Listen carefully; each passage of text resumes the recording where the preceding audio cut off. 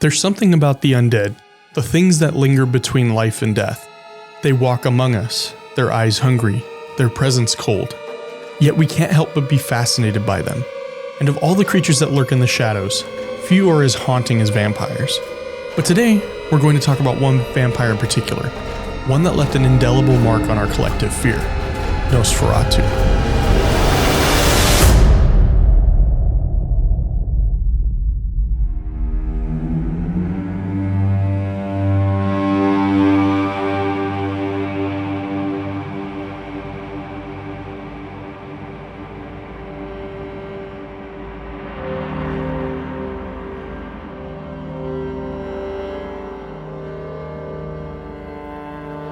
I recently saw the new Nosferatu film in theaters and it left me terrified.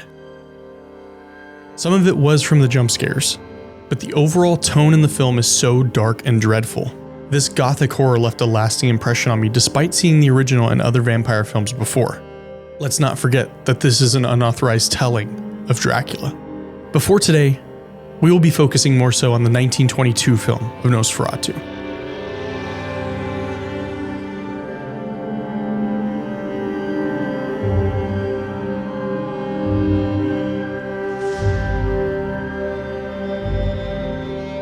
It's strange, isn't it, how a film from 1922, silent, grainy, and in black and white, can still send a chill up your spine.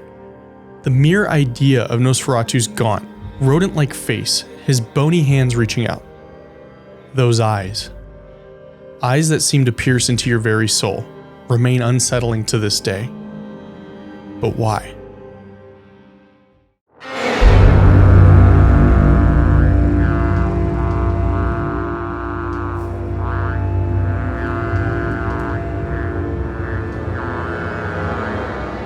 Vampires have existed in myth for centuries, long before Nosferatu. They've crept through ancient folklore from Eastern Europe to South America. These creatures, these predators, have always been symbolic of something much darker than simple bloodlust. At their core, vampires represent the fear of the unknown, the fear of what lurks in the dark when we're not looking, and the terror of what it means to be eternally caught between life and death. Vampires don't just thirst for blood, they thirst for life itself. That's what makes them so terrifying. They're not human, but they once were, and perhaps just enough of our humanity is left in them to make us feel as though we could be next. Now back to Nosferatu. There's something unnerving about his depiction of the vampire. He isn't suave, charming, or romantic like later portrayals. He's grotesque. He's wrong. There's an unnaturalness to him that taps into something primal. His spindly fingers, his rat-like teeth, his skin so pale it seems to glow under the moonlight.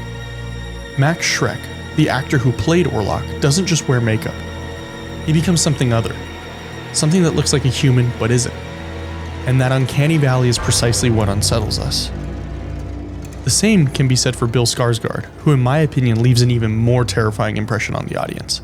But to avoid spoilers as the movie has just come out, we'll save him for a later video.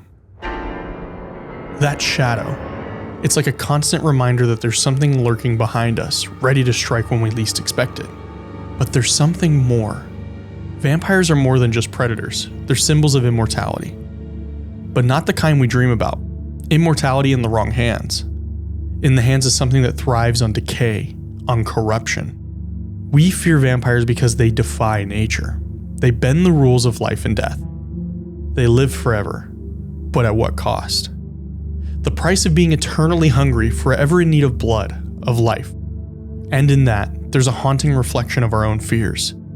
The fear of losing our humanity, of becoming something other.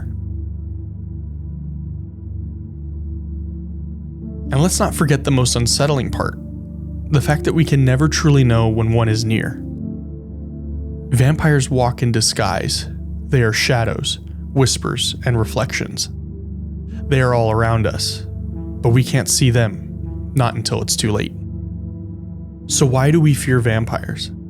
Maybe it's because we see too much of ourselves in them. We fear what they represent, the darkness within us, the temptation to live forever, to transcend death, but at what cost? And deep down we wonder, Is there something lurking inside of us too?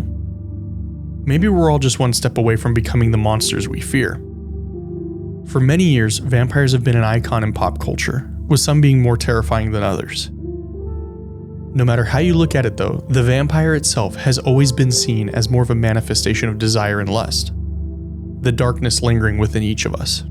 So the question still remains, does evil come from within us or from beyond? Sleep well tonight, but remember, not all shadows belong to us.